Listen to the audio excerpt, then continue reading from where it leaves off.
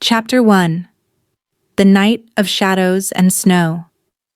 The storm had come without warning, turning the forest road into a river of ice and darkness.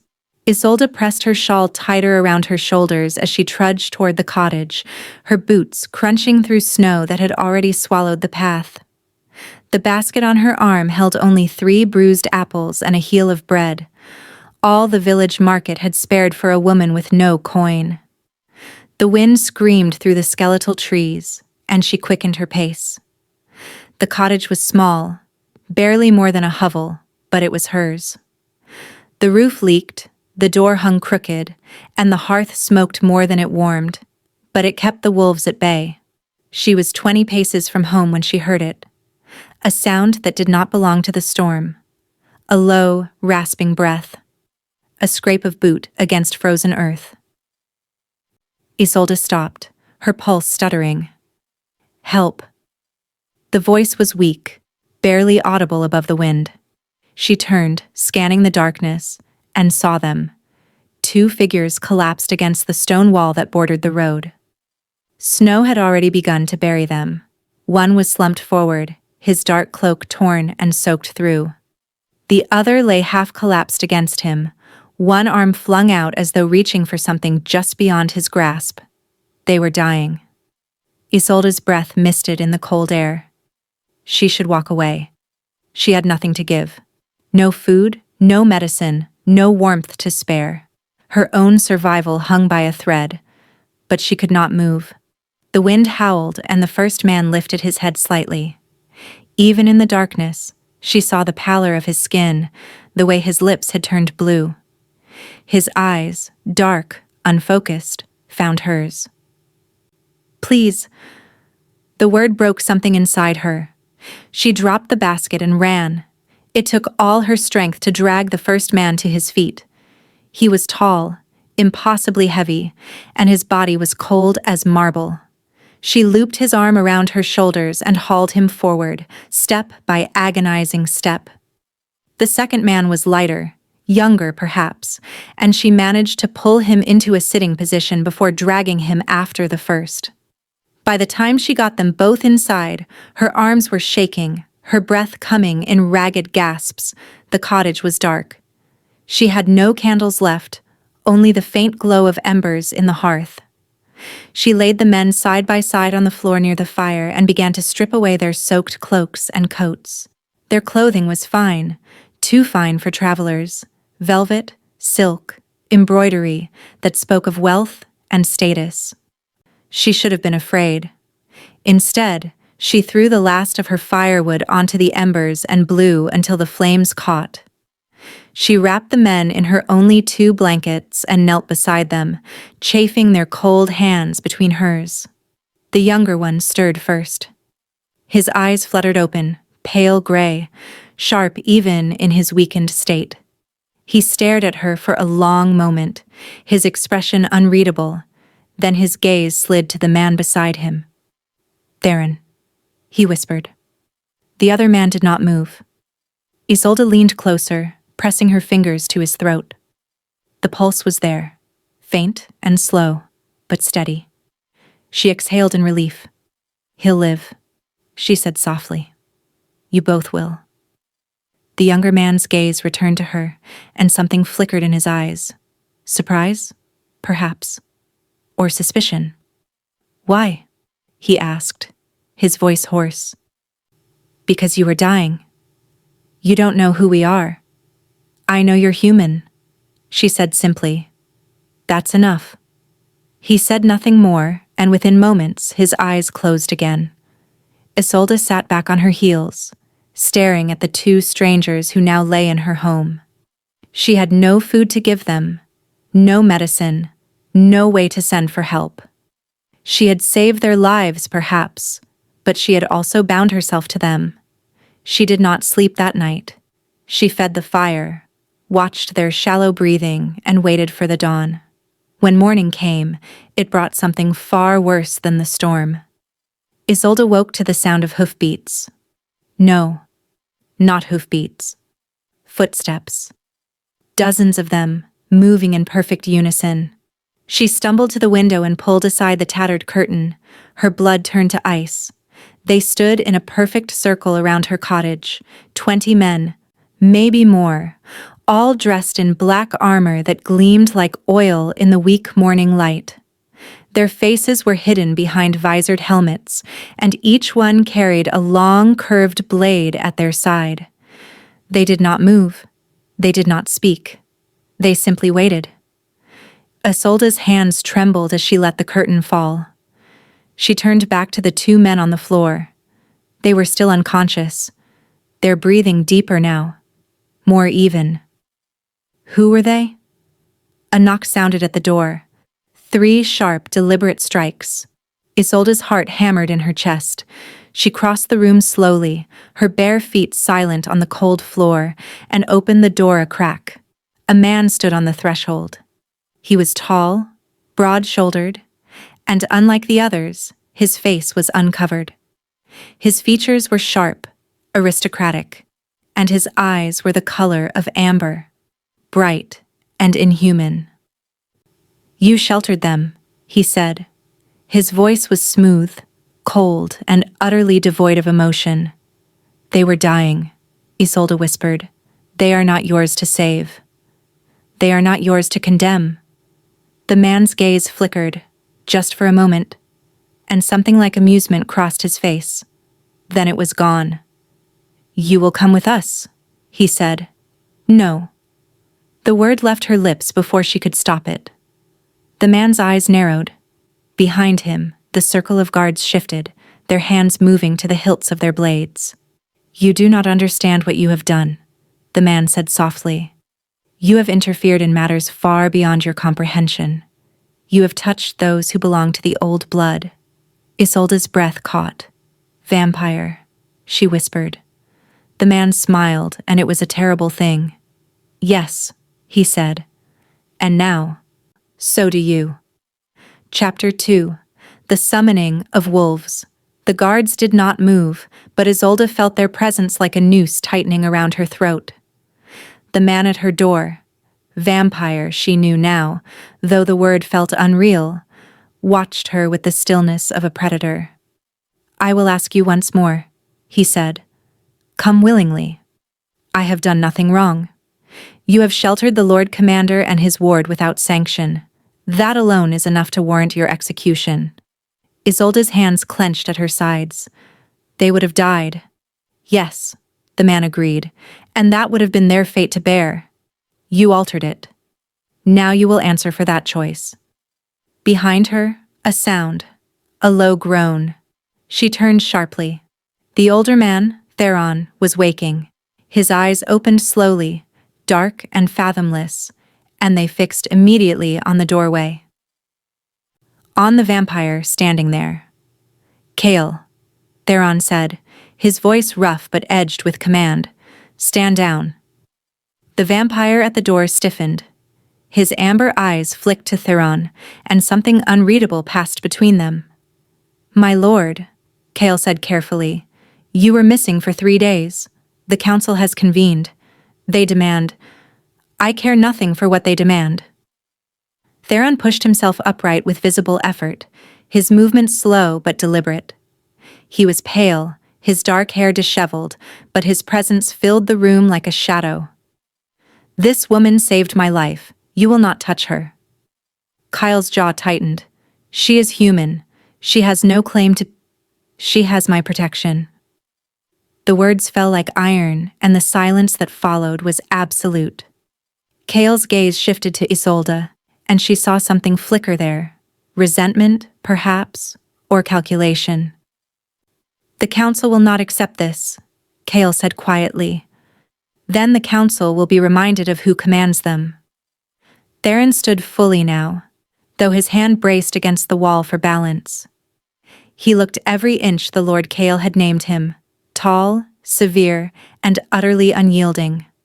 His eyes, however, were not cruel. They were tired.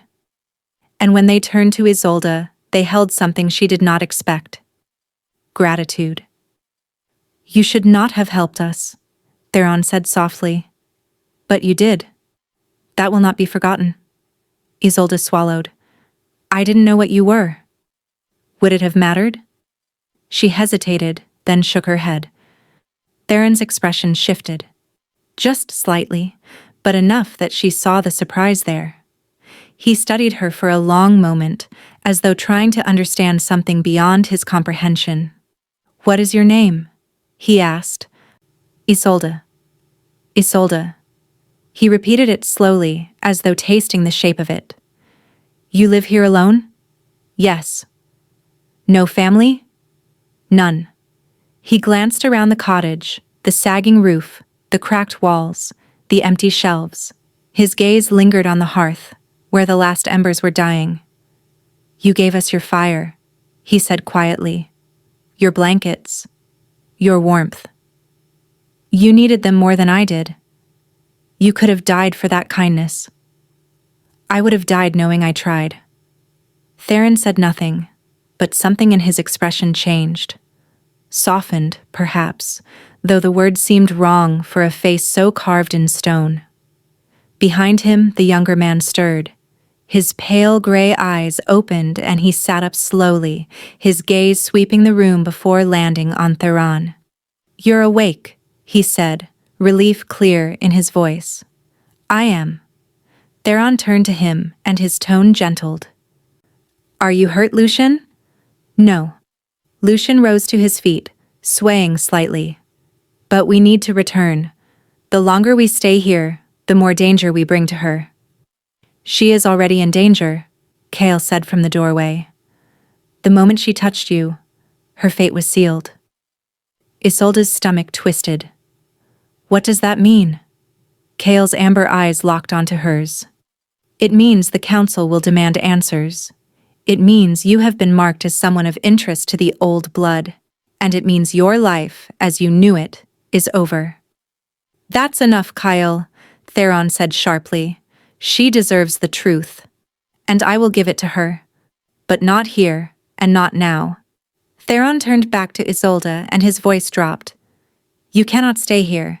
The council will send others, and they will not be as restrained as Cale." "I have nowhere else to go." "Then you will come with us." Isolde's breath caught. "To where?"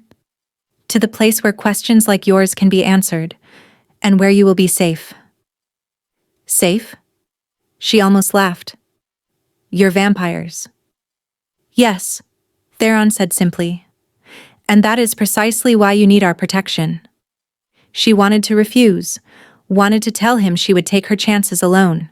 But the circle of guards outside, the cold certainty in Cale's eyes, and the exhaustion in her own bones, told her the truth. She had no choice. "One condition," she said quietly. Theron raised an eyebrow. "You tell me why you were out there, why you were dying in a storm." For a moment she thought he would refuse. Then slowly, he nodded. "Agreed. But not here." He glanced at Cale. "Prepare the horses. We leave within the hour." Cale's expression was unreadable, but he bowed slightly and stepped back into the snow. Isolde watched him go, her heart pounding. Theron's hand appeared in her line of vision. Steady, long-fingered, impossibly pale. "Come," he said softly, "before the wolves descend." She hesitated only a moment before placing her hand in his. His skin was cold, but his grip was firm. And as he led her out into the snow, toward the circle of waiting guards and the unknown that lay beyond, Isolde felt the weight of her old life fall away. She had saved 2 men. Now, she belonged to their world. Chapter 3: The Fortress of Silence. The journey was a blur of snow and shadow. They rode for hours, the horses' hooves muffled by the thick drifts that blanketed the forest road. Isolde sat before Theron on his mount. Her body pressed against his chest, his arm a band of iron around her waist. She could feel the unnatural chill of him through her cloak, the stillness of his breath, the way he did not shift or tire as a mortal man would.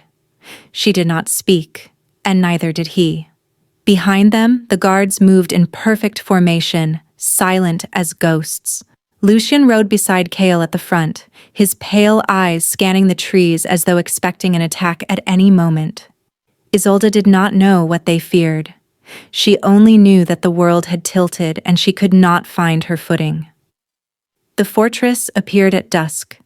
It rose from the mountainside like a scar, all black stone and sharp towers that pierced the sky.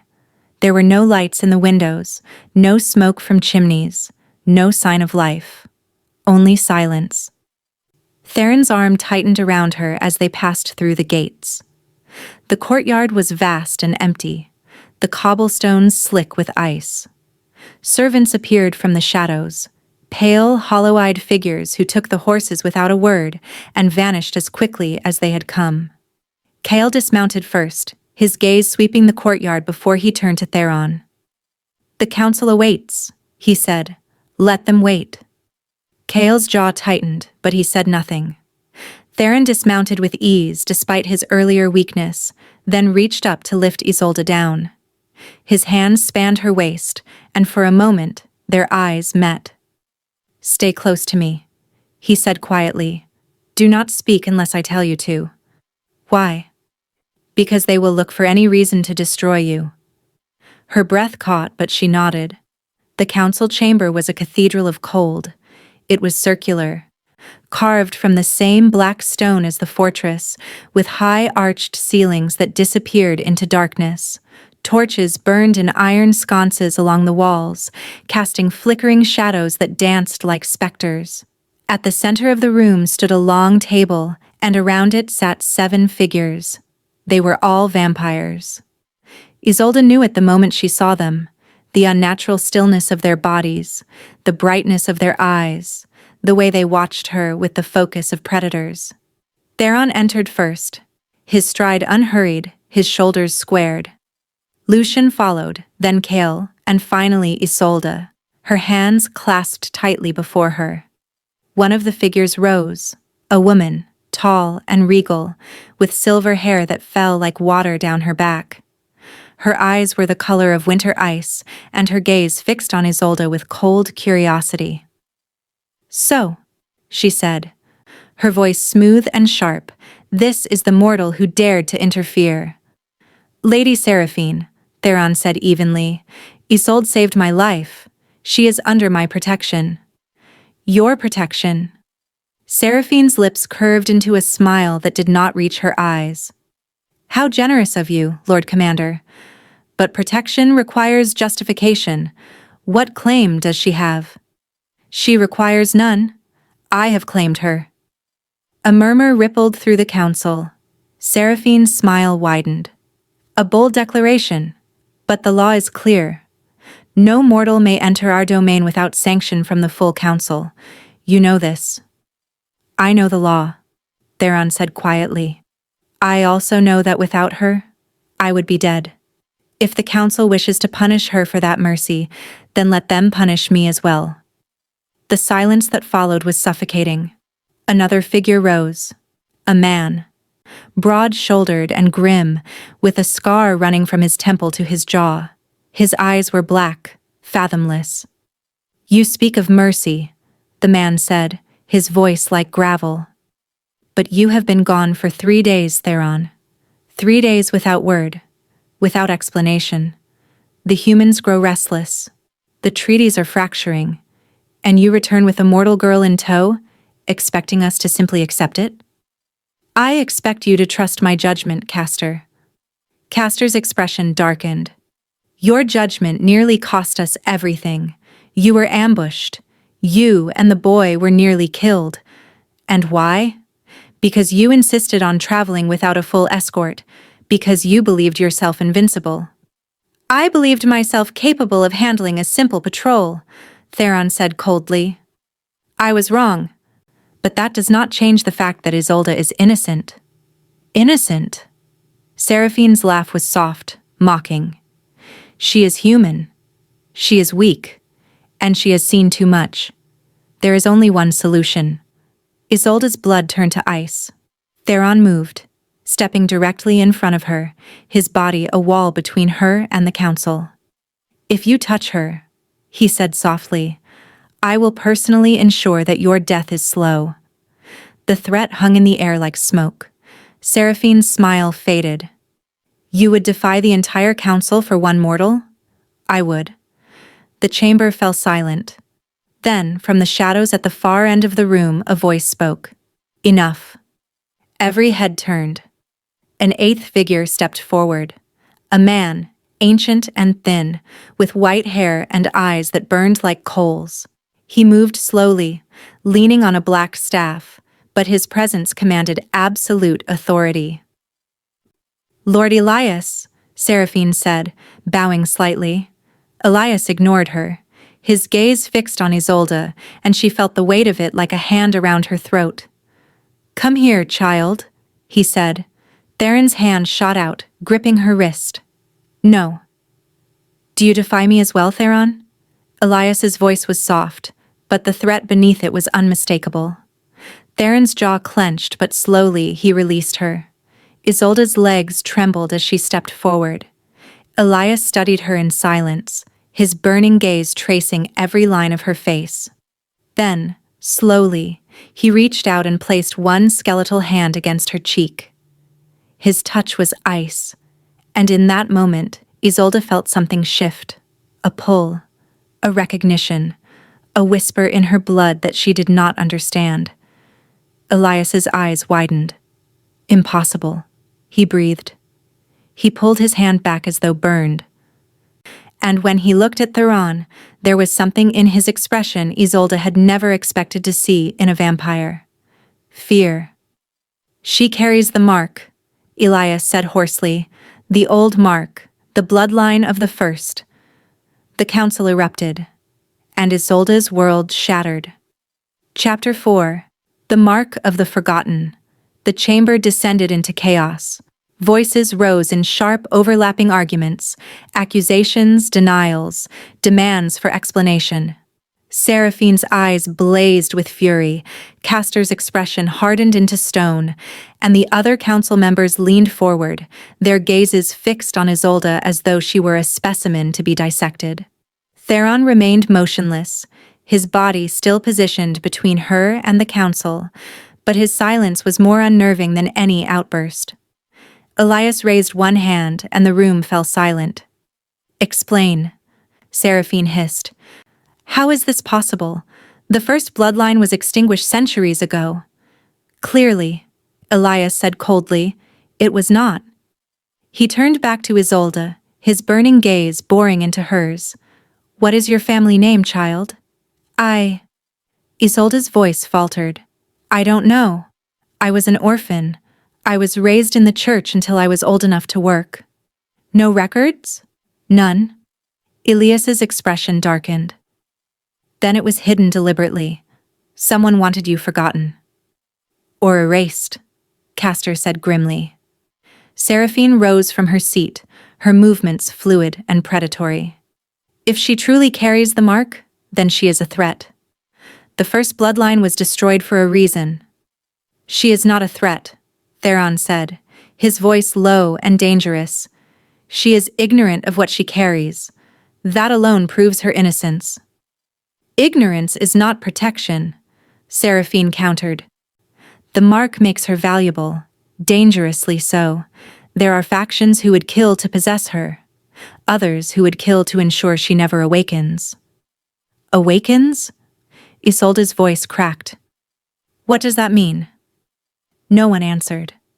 Theron turned to her, and for the first time she saw uncertainty in his eyes. "The first bloodline," he said quietly, "was the original line of vampires, the progenitors, those who were not turned, but born. They possessed power beyond anything we have now, power to command, to transform, to bind the blood of others to their will. They were gods among us," Elias said softly, "and they were destroyed because they threatened to consume us all." Isolde shook her head.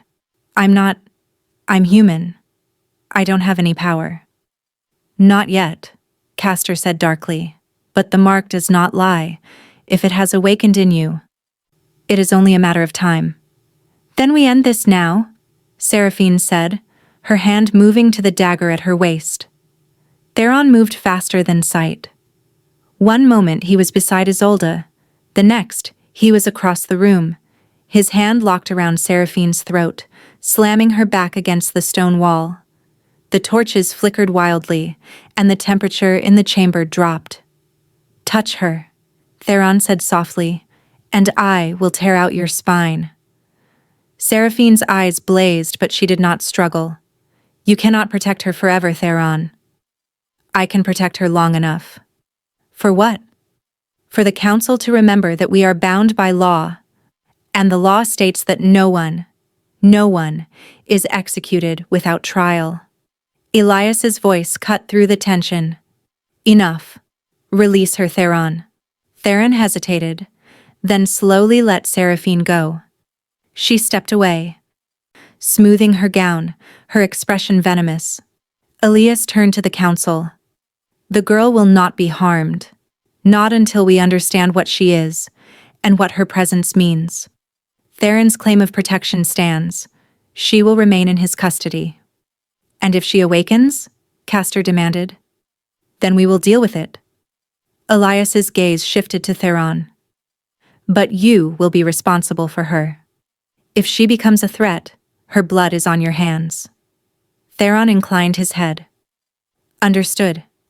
Elias tapped his staff once against the floor. "This council is adjourned. We will reconvene in 3 days. Until then, the girl does not leave the fortress." The council members rose, their movements slow and deliberate, their eyes lingering on Isolde as they filed out. Seraphine was the last to leave, and her smile was cold as winter frost. "Enjoy your mercy, mortal," she said softly. "It will not last." Then she was gone. Isolde stood alone in the center of the chamber, her hands trembling, her mind reeling. She felt as though the ground had been pulled from beneath her, as though she were falling through darkness with no end in sight. Theron approached slowly, his expression unreadable. "Come," he said quietly. "I'll take you to your quarters." "I don't understand," Isolde whispered. "What mark? What bloodline? I'm no one. I'm—" "You are more than you know," Theron said gently. "And that is what makes you dangerous." "To whom?" "To everyone." He offered his hand, and after a moment she took it. The quarters he led her to were far from the council chamber, deep within the fortress's eastern wing. The room was small but richly furnished. Thick rugs, a canopied bed, a fireplace already burning with warmth. It was a cage, dressed as comfort. "You will stay here," Theron said. "The door will not be locked. But do not wander. There are those in this fortress who will not honor my protection." "Why are you doing this?" Isolde asked, her voice breaking. "You don't know me. You owe me nothing." Theron was silent for a long moment. Then, slowly, he turned to face her fully. "You saved my life," he said quietly. "Not because you hoped for reward. Not because you feared the consequences of inaction. But because you believed it was right. That is a rare thing, Isolde. Rarer than you know. And it deserves protection." "Even if it costs you everything?" "Even then." Isolde stared at him, searching his face for deception, for cruelty, for any sign of the monster she had been taught to fear.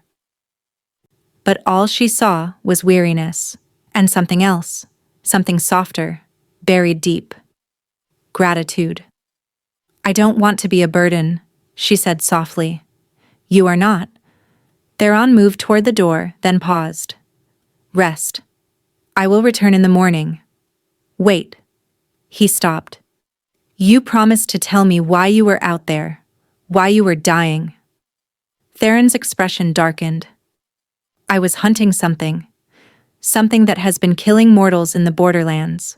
We thought we had found it." "What was it?" "A rogue vampire, one who has forsaken the covenant and feeds without restraint." His voice dropped. "We underestimated him, and we paid the price." "Is he still out there?" "Yes." Isolde's blood chilled. "And he knows about me now." Theron met her gaze, and his eyes were grim. "Yes," he said softly. "He does." Then he was gone, the door closing quietly behind him. And Isolde was alone with the firelight and the shadows, and the terrible certainty that her life would never be simple again. Chapter 5. Blood and Whispers. Isolde did not sleep. She lay beneath the heavy quilts, staring at the canopy above her, her mind churning with fragments of the council's words. The first bloodline, the old mark, awakening. She had lived 23 years as a seamstress's apprentice, a girl with no name and no past. She had scrubbed floors, mended torn hems, and survived on the scraps the world allowed her. Now, she was something else, something dangerous. She rose before dawn, wrapping herself in the thick robe left by the fire, and moved to the window. The fortress stretched out below her, a sprawling labyrinth of stone and shadow. The courtyards were empty, the towers silent. It was a place built for war, not for life. A soft knock sounded at the door. Isolde turned sharply. "Yes?" The door opened, and a young woman stepped inside. She was pale, with dark hair braided tightly against her scalp, and eyes the color of moss. She carried a tray of food, bread, cheese, dried fruit, and set it on the table without a word. "Thank you," Isolde said quietly. The woman paused, her gaze flickering to Isolde's face. "You should eat. You'll need your strength." "For what?" The woman hesitated, then glanced toward the door as though checking for listeners. When she spoke again, her voice was barely a whisper. "For what's coming." "What do you mean?" But the woman was already moving toward the door. She stopped at the threshold, her hand gripping the frame. "The mark," she said softly. "It's not just a symbol. It's a key. And there are those who will do anything to turn it." "Turn it to what?" The woman's eyes met hers, and Isolde saw fear there. Real, bone-deep fear. To unlock what should have stayed buried. Then she was gone. Theron came at midday. He entered without knocking, his expression grave, and crossed the room to stand before the fire. He did not look at her. "We need to talk," he said. Isolde set down the piece of bread she had been forcing herself to eat. "I'm listening." "The mark you carry is not just a bloodline marker. It is a binding sigil. One that connects you to the first of our kind, the progenitor." He paused, his jaw tightening. "If that bond is awakened, you will become something more than human. Something more than vampire." "What does that mean?" "It means you will have the power to command us, to compel us, to bend our will to yours." Isolde's breath caught. "That's impossible.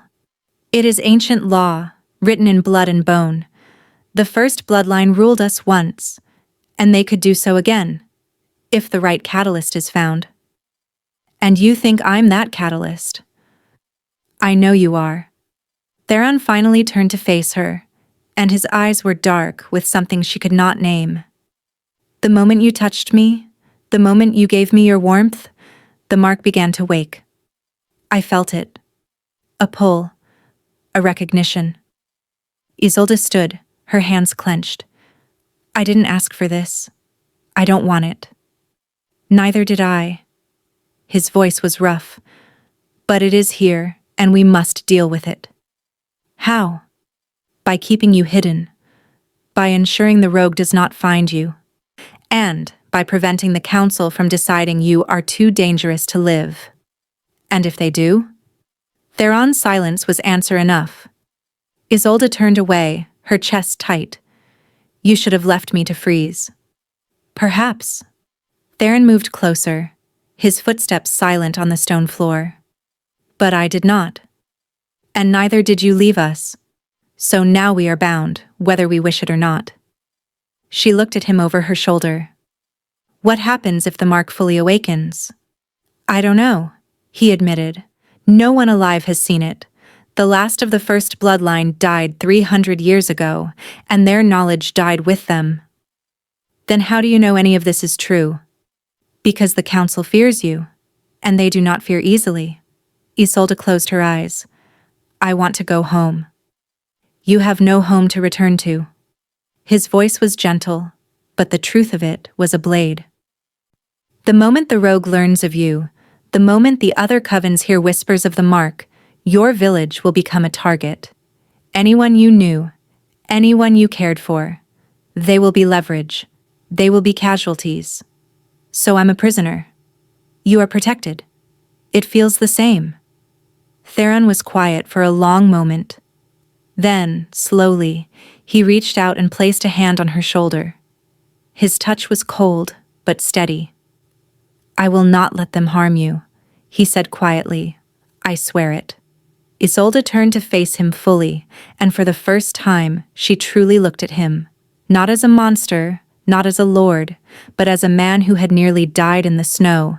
A man who had woken in a stranger's hovel and chosen mercy over suspicion. Why? She asked. Why do you care?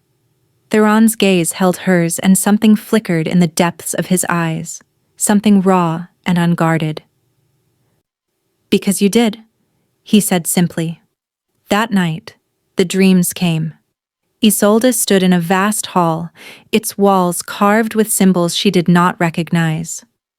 The air was thick with the scent of blood and roses, and the floor beneath her feet was black glass, smooth as ice. At the far end of the hall stood a figure, tall, cloaked in shadow, eyes like molten gold.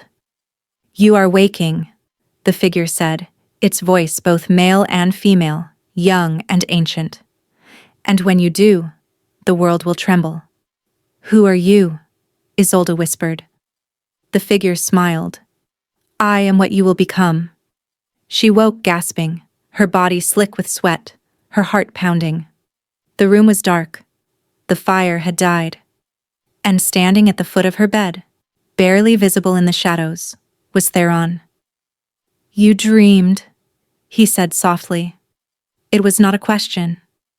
Isolde nodded, her throat dry. Theron's expression was unreadable. It has begun.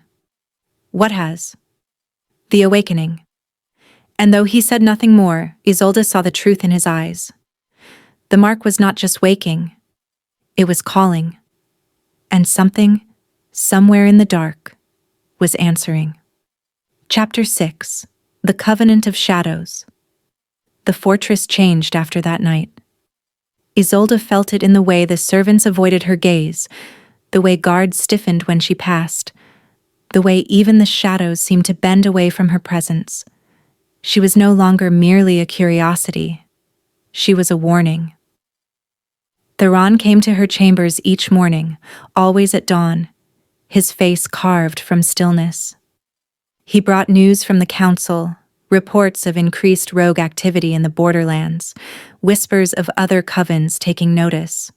But he also brought something else, a quiet presence, a steadiness that anchored her when the dreams threatened to pull her under.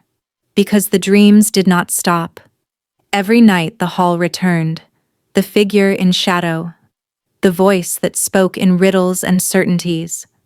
You are the key. You are the door. You are the reckoning. She did not tell Theron about the words. She was afraid of what they meant.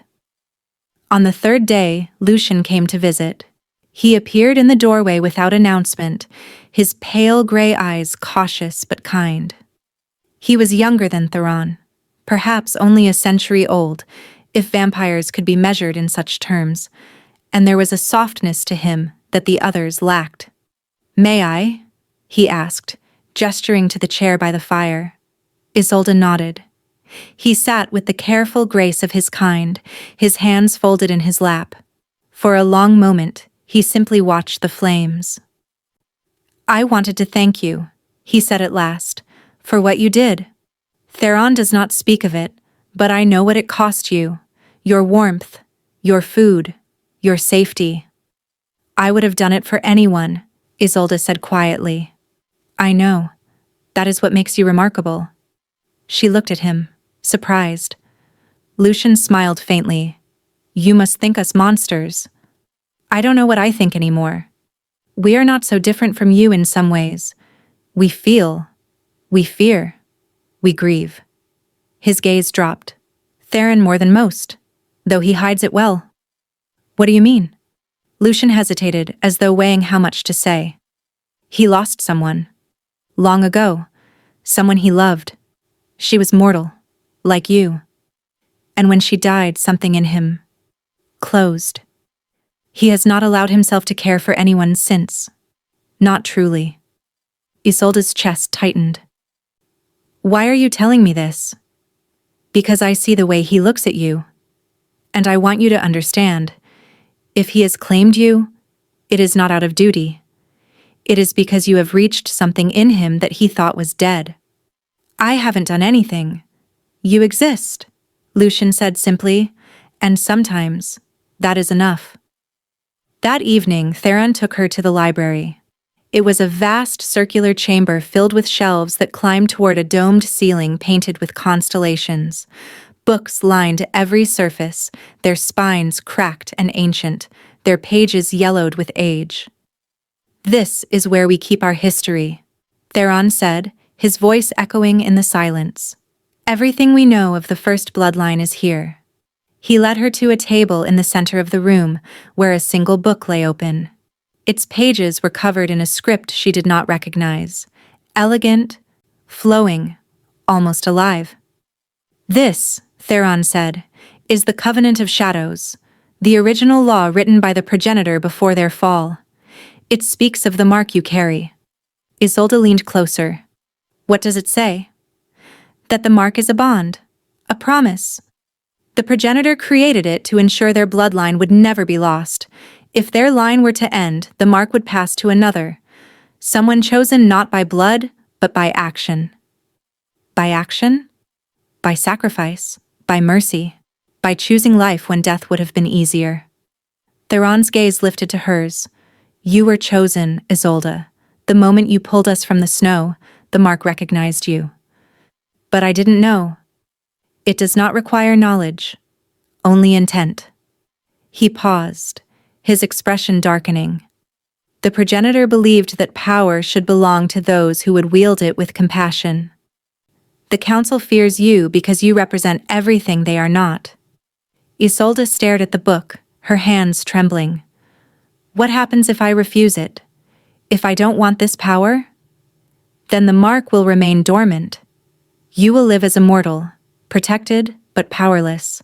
And when you die, the mark will pass to another. And if I accept it? Theron's jaw tightened. Then you will become something the world has not seen in centuries. And you will be hunted by those who believe you are too dangerous to exist. What would you have me do? He looked at her for a long moment, his dark eyes unreadable. I would have you choose freely, he said quietly. Without fear, without obligation. But I cannot promise you safety either way. Isolde closed her eyes. I don't want power. I just want to live. Then live, Theron said. And I will ensure that you can. They were interrupted by the sound of footsteps, sharp, deliberate. Cale appeared in the doorway, his amber eyes cold. The rogue has been sighted. 3 leagues from the fortress. He is moving toward the outer villages. Theron stood immediately. How many with him? At least 6, maybe more. They are organized. This is not random feeding. He is searching for something, Theron said grimly. Cale's gaze flicked to Isolde. Or someone. Theron's expression hardened. Assemble the guard. I will lead the hunt. You should stay here, Cale said. If he is truly after her, leaving the fortress is a risk. And leaving him unchecked is a greater one. Theron turned to Isolde. You will remain here. Lucian will stay with you. Do not leave this room. Theron. No arguments. His voice was iron. If the rogue reaches you, everything we have fought for is lost. He moved toward the door, then paused. I will return, he said quietly. I swear it. And then he was gone, his footsteps fading into the dark. Isolde sat alone in the library, Lucian standing silent watch by the door. The fire crackled, the shadows grew, and deep within her chest, the mark pulsed. Once, twice, a rhythm that matched the beating of her heart. She pressed a hand to her sternum, her breath shallow. "You are waking," the voice from her dreams whispered, "and when you do, he will come for you." "Who?" she whispered into the silence. But the voice did not answer. Only the fire and the dark, and the terrible certainty that something was coming, something that had been waiting for her all along. Chapter 7. The Crimson Vow. The hours stretched like centuries. Isolde sat by the library fire, her hands clasped tightly in her lap, her gaze fixed on the flames. Lucian stood near the door, his posture rigid, his eyes distant. He had not spoken since Theron left, and she did not press him.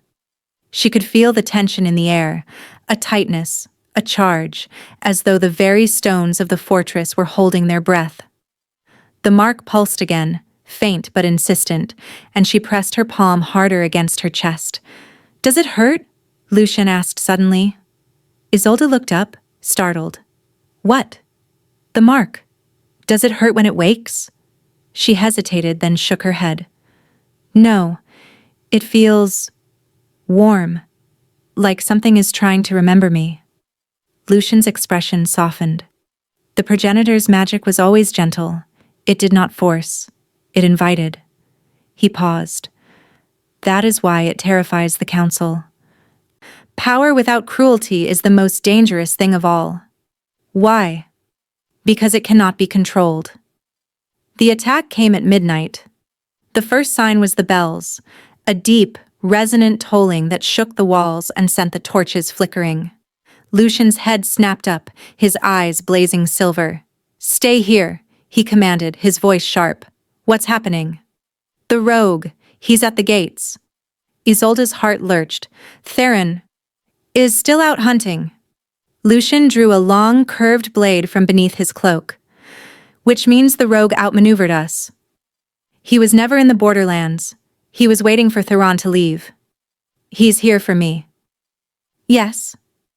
The word hung between them like a death sentence. Lucian moved to the door, his movements swift and predatory. "Lock this behind me. Do not open it for anyone but Theron or myself." "Lucian." "Do not argue." "Not now." He slipped through the door and it slammed shut behind him. Isolde ran to it, her hands shaking as she slid the heavy bolt into place. She pressed her ear to the wood, listening. At first, there was nothing. Then, screams. The clash of steel, the roar of something inhuman. She stumbled back, her pulse racing. The mark flared, hot and bright, and she gasped. "Come to me." The voice was not from her dreams. It was real. It was here.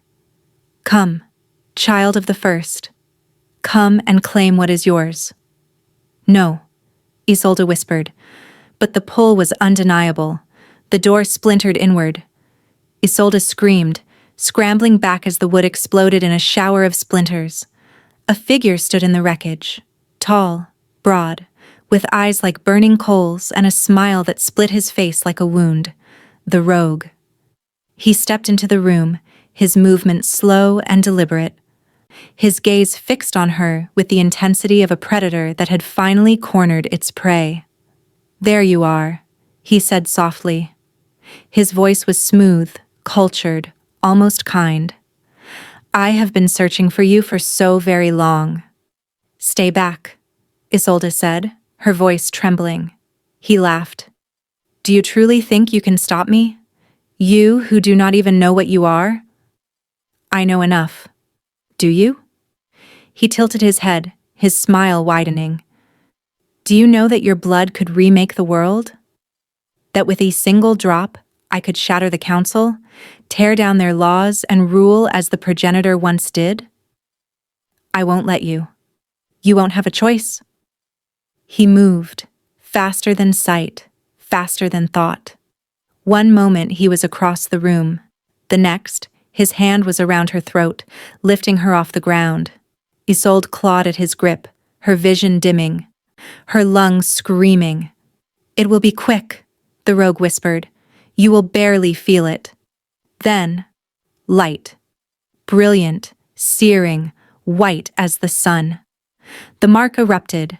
The rogue screamed, his hand releasing her as he staggered back, smoke rising from his skin. Isolde collapsed to the floor, gasping, her chest blazing with heat. The mark shone through her dress, through her skin, a sigil of twisting lines and ancient script that burned like a brand. "Impossible," the rogue hissed. "You have not awakened." "But I will."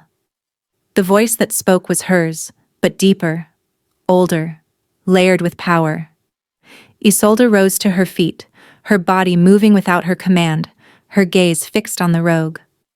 "You are not worthy," the voice said through her lips. "You seek to take what must be given. You seek to rule through fear, not grace.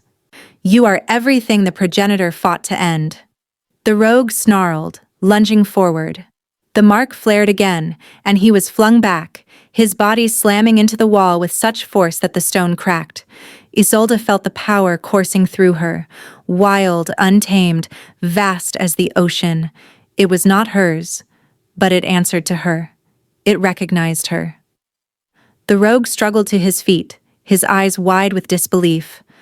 "This is not over." A blade erupted from his chest. He gasped, his body convulsing, and then he crumbled to dust. Behind him stood Theron, his sword black with blood, his eyes blazing with fury. He crossed the room in 3 strides and caught Isolde as she collapsed, the light fading from the mark, her body trembling. "I have you," he said hoarsely. "I have you." She looked up at him, her vision blurring. It woke. The mark. It woke. "I know." His hand cupped her face, his thumb brushing away the tear that slid down her cheek. "I felt it. The entire fortress felt it. I didn't mean to. You saved yourself. You saved us all."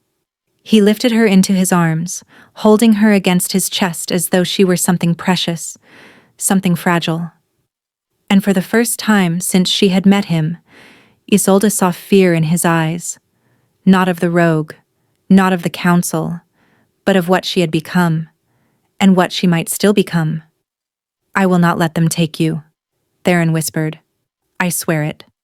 On my blood, on my name, on everything I am, I will not let them take you." Isolde closed her eyes, exhaustion dragging her under, and as the darkness claimed her, she heard the voice one last time. "The vow is made. The bond is sealed. Now, we rise." Chapter 8. Beneath the surface. Isolde woke to silence, not the oppressive silence of the fortress, but something softer, the quiet of safety, of solitude. She lay in her bed, the quilts pulled high, the fire burning low. Her body ached, her chest tender where the mark had blazed, but the pain was distant now, muted. She sat up slowly, her gaze sweeping the room. Theron sat in the chair by the fire, his head bowed, his hands clasped before him. He had not changed his clothes. Blood still stained his sleeves, and dust clung to his boots. "How long have you been there?" Isolde asked, her voice hoarse. He looked up, and the exhaustion in his eyes was stark. 2 days. 2. You were unconscious. The mark. It took everything from you. We did not know if you would wake. Isolde's breath caught. The rogue is dead. His followers are scattered. The council has called an emergency session. Theron rose, crossing to the bedside. "But that is not what concerns me." "What does?" "You." He knelt beside the bed, his gaze level with hers. "What happened in that room? What you did? It should not have been possible. The mark should not have awakened without a catalyst. Without intent. I didn't mean to. I know. But it did. And now the council knows what you are capable of. They know you are not merely a carrier of the mark. You are its master." Isolde shook her head. I didn't control it. It controlled me. Then you must learn to control it, before they decide you are too dangerous to let live. And if I can't? Theron's jaw tightened. Then I will take you somewhere they cannot find you, even if it means becoming a rogue myself. The words struck her like a blow. You can't. I can. And I will. He reached out, his hand hovering near hers but not touching. You saved my life, Isolde. You gave me something I thought I had lost, and I will not allow the council to destroy you for their fear. What did I give you? She whispered. He was silent for a long moment. Then, slowly, he took her hand in his. His skin was cold, but his grip was steady. Hope, he said quietly. You gave me hope. The council convened at dusk. Isolde was summoned to the chamber, flanked by Theron and Lucien. The other council members were already seated, their expressions ranging from cold curiosity to open hostility. Seraphine's gaze was venomous, Castor's unreadable. Elias sat at the head of the table, his burning eyes fixed on Isolde. You have caused quite a disturbance, Elias said without preamble. I defended myself, Isolde said quietly, nothing more. You wielded the mark's power. You commanded it as the progenitor once did. Elias leaned forward. Do you understand what that means? No. It means you are no longer merely a mortal with a birthright. You are a threat. To us. To the balance we have maintained for centuries. I didn't ask for this. And yet you have it. Seraphine's voice was sharp. The question is, what will you do with it? Nothing, Isolde said. I want nothing to do with any of this. A noble sentiment, Castor said dryly. But irrelevant. The mark does not care what you want. It exists. It is awake. And it will draw others to you. Rogues, rebels. Those who believe they can use you for their own ends. Then teach me to control it, Isolde said, her voice rising. If you believe I'm dangerous, help me become less so. The council fell silent. Elias studied her for a long moment, then glanced at Theron. And you? What is your position on this? She should be trained, Theron said firmly. She has proven herself capable of restraint. She used the mark only in self-defense. That alone speaks to her character. Or her ignorance, Seraphine countered. Enough. Elias raised a hand. We will vote. Those in favor of training the girl, signal now. Theron's hand rose immediately. Lucien followed. After a pause, 2 others lifted their hands as well. Seraphine and Castor remained still. The motion passes, Elias said. The girl will be trained. Theron, you will oversee her instruction. Lucien will assist. She is not to leave the fortress until we are satisfied she poses no threat. And if she fails? Seraphine asked coldly. Elias's gaze did not waver. Then we will do what must be done. That night, Theron took Isolde to the highest tower of the fortress. The wind was sharp, biting, but the view was breathtaking. The mountains stretched out in every direction, their peaks crowned with snow, the valleys below cloaked in shadow. This is where I come when the council becomes unbearable, Theron said quietly. It reminds me that the world is larger than their fear. Isolde pulled her cloak tighter around herself. Do you think I can do this? Learn to control the mark? I think you are stronger than you know. He turned to face her, his expression serious. But I will not lie to you. The training will be difficult. The mark is not a tool. It is a living thing. It will test you, push you, and you must be willing to face what it shows you. What will it show me? The truth of what you are, and what you could become. He paused. Are you prepared for that? Isolde met his gaze, and despite the fear coiling in her chest, she nodded. Yes. For the first time since she had met him, Theron smiled. It was faint, barely there, but real. Then we begin tomorrow. As they descended the tower, Isolde glanced back at the mountains, at the vast, indifferent world beyond the fortress walls. She had been a seamstress once, a girl with no name and no future. Now, she was something else. Something dangerous. Something powerful. And though she did not yet know what that meant, she knew one thing with certainty. She would not face it alone. Theron walked beside her, his presence steady, his silence a promise. And in the darkness behind them, the mark pulsed softly, waiting, watching, preparing for what was to come. Chapter 9. The Blood Lesson. The training began before dawn. Theron led Isolde to a chamber deep beneath the fortress, a circular room carved from black stone and lit by a ring of torches. Symbols covered the walls, ancient script that glowed faintly in the flickering light. "This is a binding circle," Theron said, his voice echoing. "It was used by the first bloodline to train those who carried the mark. The magic here will contain any power you release, preventing it from harming others." "And me?" "It will not shield you. If you lose control, you will bear the cost." Isolde swallowed hard but nodded. Lucian stood near the entrance, his arms crossed, his expression unreadable. "Are you certain about this, Theron? If she cannot handle the mark's awakening, then I will intervene." Theron's gaze did not leave Isolde. "But she will not fail. You have a great deal of faith in her. I have seen what she is capable of." Lucian said nothing more. Theron moved to the center of the circle and gestured for Isolde to join him.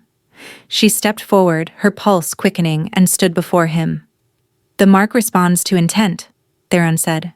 "Not words, not gestures, but the truth of what you feel, what you desire. That is why it is so dangerous. It does not obey. It reveals. What do I need to do? Feel it, acknowledge it, and when it rises, do not fight it, guide it. How? By knowing yourself." His gaze softened. "The mark will show you your fears, your doubts, your darkest truths. You must face them without flinching." Isolde's hands trembled. "What if I can't? Then I will bring you back." He stepped closer, so close she could feel the cold radiating from him, and placed his hand over her heart. The mark flared instantly, a pulse of heat that made her gasp. "Feel it," Theron said quietly. "Do not fear it. It is part of you now." Isolde closed her eyes. The warmth spread through her chest, down her arms, into her fingertips. She felt the mark stirring, waking, unfurling like a flower in bloom. And then, vision.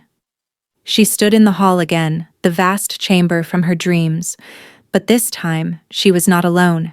Figures surrounded her, hundreds of them, their faces pale and perfect, their eyes burning with hunger and power. Vampires, all of them staring at her with expectation, with demand. "Command us," they whispered. "You are the first. You are the progenitor reborn." "No," Isolde said, her voice shaking. "I'm not." "You are. You must be. We have waited so long." One of the figures stepped forward, a woman with silver hair and ice-blue eyes. "Seraphine, you think you can resist this?" she said softly. "You think you can deny what you are? You are marked, child. You belong to us now." "I belong to no one." Seraphine smiled, cold and cruel. "Then you will die, and the mark will pass to another. Is that what you want? To be nothing more than a footnote in our history?"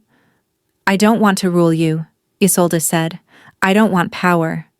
"But the mark does." Seraphine moved closer, her gaze piercing. "And it will take what it desires, whether you will it or not. You cannot stop it. You can only choose how it uses you." "No." "Then prove it. Command me." Isolde's breath caught. "What?" "Command me. If you truly have control, then tell me to kneel. Tell me to obey. Show me that the mark bends to your will, not the other way around." Isolde's hands clenched. The mark pulsed, hot and insistent, and she felt the power coiling within her, ready to strike. "Do it," the voice whispered. "Show them. Show her." "No," Isolde said aloud, "I won't." Seraphine's expression twisted with contempt.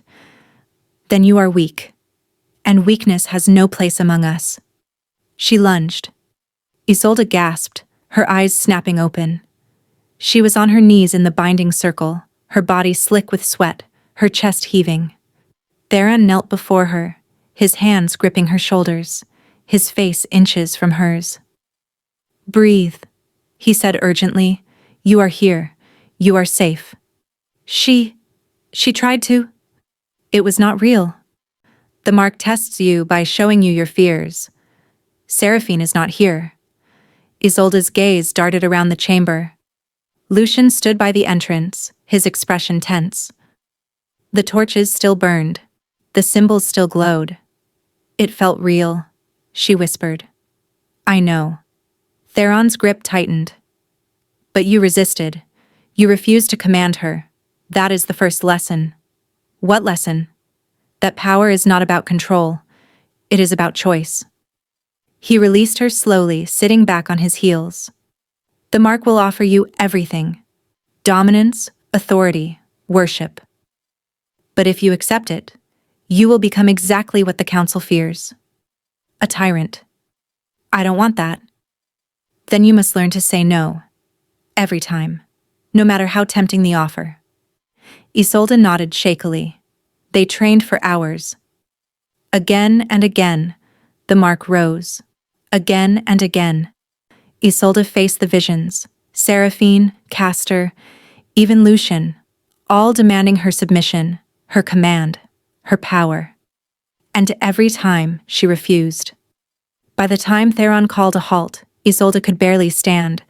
She collapsed against the wall, her body trembling, her mind exhausted. Theron knelt beside her, offering her a water skin. She drank deeply, the cool liquid soothing her parched throat. "You did well," he said quietly. "I don't feel like I did. The fact that you resisted at all is remarkable. Most who carry the mark fall within the first hour. What happens to them? They become what the progenitor fought against. Monsters who see mortals and vampires alike as tools to be used." He paused. "You are not like them, Isolde. You are stronger." She looked at him, exhausted and raw. "Why do you believe in me?" Theron was silent for a long moment. Then, slowly, he reached out and brushed a strand of hair from her face. His touch was cold, but infinitely gentle. "Because you are the first person in 300 years to show me that power and mercy can coexist," he said softly. "And I will not let the world destroy you for that gift." Isolde's breath caught, and in the flickering torchlight with the mark pulsing softly between them, she understood. This was no longer just about survival. It was about something far more dangerous. Connection. Chapter 10. The Unspoken Bond. The days blurred into weeks. Isolde trained every morning in the binding circle, her body and mind pushed to their limits. The visions grew sharper, more insidious, not just council members, but memories of her past, the faces of those she had lost, the cold nights she had survived alone. The mark tested her ruthlessly. And every time, Theron was there. He stood at the edge of the circle, watching, guiding, his voice the only anchor she had when the visions threatened to drown her. He never wavered, never doubted. And slowly, painfully, Isolde began to understand the mark. Not as a master, but as a companion. It was not trying to control her. It was trying to protect her. One evening, after a particularly brutal session, Theron took her to the library again. The fire was burning low, the room cloaked in shadows. He poured her a glass of wine, a rich, dark red, and handed it to her without a word. She drank gratefully, the warmth spreading through her chest. "You are progressing faster than I expected," Theron said, settling into the chair across from her. The council has noticed. Is that good or bad? Both. They see your control, and it eases their fear. But it also reminds them of what you could become. Fear and respect are often indistinguishable. Isolde set the glass down. Do you fear me? Theron looked at her for a long moment, his dark eyes unreadable. No, he said quietly. I fear for you. What's the difference? One is about power, the other is about loss. Isolde's chest tightened. You've lost someone before. It was not a question. Theron's gaze dropped to the fire. Her name was Alara. She was mortal, like you. I loved her more than I thought possible. And when she died, I swore I would never allow myself to feel that way again. What happened to her? Time, age, the things I am immune to. His voice was flat, but Isolde heard the grief beneath it. I watched her grow old. I watched her fade, and I could do nothing to stop it. I'm sorry. So am I. He looked up at her, and the rawness in his eyes stole her breath. But I find myself caring again, despite my best efforts. And it terrifies me. Isolde's pulse quickened. Theron, I do not say this to burden you. I say it so you understand. If the council moves against you, I will not stand aside. I will not let them take you, even if it costs me everything. You can't. I can. And I will. The silence between them was heavy, charged with something Isolde could not name. She stood, crossing to where he sat, and knelt before him. His eyes widened slightly, but he did not move. I don't want you to sacrifice yourself for me, she said softly. I don't want to be the reason you lose everything. You are not a reason. You are a choice, and I have made mine. Isolde reached out, her hand hovering near his. Slowly, carefully, he closed the distance, his cold fingers wrapping around hers. You are not alone in this, Theron said quietly. Whatever happens, you are not alone. Tears pricked Isolde's eyes, and she nodded, unable to speak. The summons came the next morning. Elias himself appeared at Isolde's door, his ancient face grave. The council has reached a decision. You are to appear before us at noon. What decision? Theron demanded, stepping between them. You will learn with the others. Elias's gaze shifted to Isolde. Bring her, and prepare yourself, Lord Commander. Today, we'll test more than her control. The council chamber was filled when they arrived. Not just the 7 council members, but dozens of others. Lords and ladies from other covens, emissaries from distant territories, all gathered to witness whatever judgment was about to be passed. Isolde's stomach twisted. Elias stood at the center, his staff resting against the floor. Isolde of no house, carrier of the first mark. You have been trained, you have been tested, and you have proven yourself capable of restraint. A murmur rippled through the room. However, Elias continued, the mark you carry is a threat, not to us alone, but to the balance between our kind and mortals.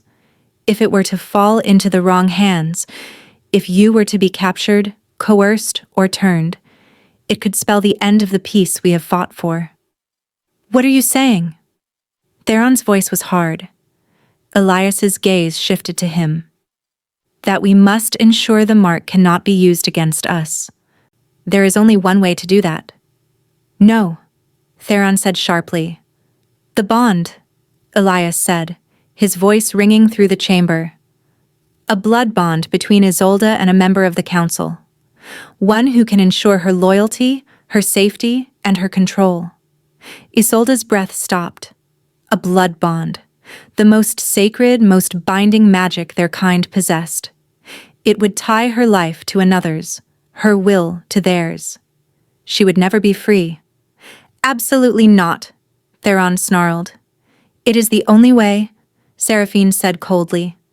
Unless you have another solution. Theron's jaw clenched. I do. The room fell silent. I will bond with her. Gasps echoed through the chamber. Even Elias looked taken aback. You would bind yourself to a mortal? Castor said slowly. You would risk your life, your position for her?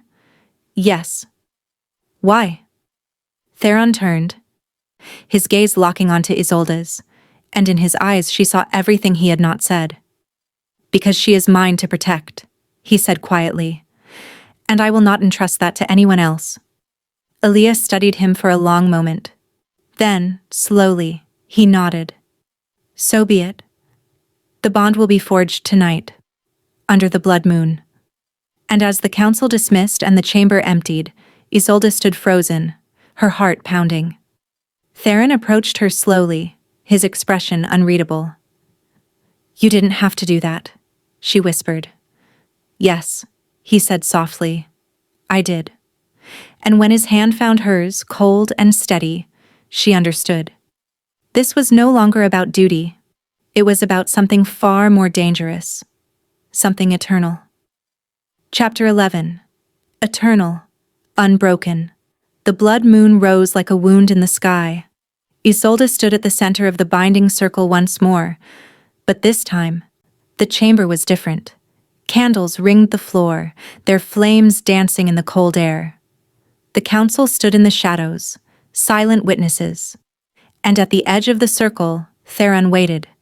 He had changed into formal attire, a black coat embroidered with silver thread, his hair pulled back, his expression unreadable. But his eyes held hers with an intensity that made her breath catch. Elias stepped forward, his staff tapping against the stone. The blood bond is sacred. Once forged, it cannot be broken save by death. It will tie your lives together, your fates intertwined. Do you both accept this freely? I do, Theron said without hesitation. Elias turned to Isolde. And you, child? Isolde looked at Theron, at the man who had saved her, protected her, believed in her when no one else did. I do, she whispered. Elias nodded. Then let it begin. Theron crossed the circle, his movements slow and deliberate. He stopped before her, so close she could feel the cold radiating from him, and extended his hand. Isolde placed her palm against his. Elias began to chant, words in a language older than memory, their cadence rhythmic and haunting. The mark on Isolde's chest began to glow, soft at first, then brighter, casting silver light across Theron's face. The bond requires blood, Elias said, his voice echoing. Freely given, willingly shared. Theron drew a small blade from his belt and pressed it to his palm. Blood welled, dark, almost black, and he offered his hand to Isolde. She did not hesitate. She took the blade and cut her own palm, the sting sharp but brief. Their blood mingled, warm and cold merging, and the mark flared brilliantly. The world tilted. Isolde gasped as the bond snapped into place. It was not pain, it was connection. She felt Theron's presence in her mind, in her soul, a steady pulse of awareness that thrummed through every part of her. She felt his calm, his strength, his quiet resolve, and beneath it, something deeper. Longing, grief, hope. He felt everything she did, her fear, her determination, her gratitude, and something else, affection, fragile but real. Theron's eyes widened slightly, and she knew he felt it too. The bond was complete. Elias struck his staff against the floor, and the light faded. It is done. Isolde of no house is now bound to Theron, Lord Commander of the Old Blood. Her life is his fate is hers. Let no one sever what has been joined. The council murmured their approval, though Seraphine's expression was cold. Theron released Isolde's hand slowly, his gaze never leaving hers. How do you feel? He asked quietly. Like I'm not alone anymore, she admitted. His expression softened. You never were. The celebration, if it could be called that, was brief.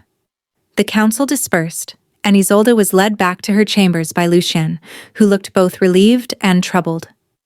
"You bonded with him," Lucien said as they walked. "Do you understand what that means?"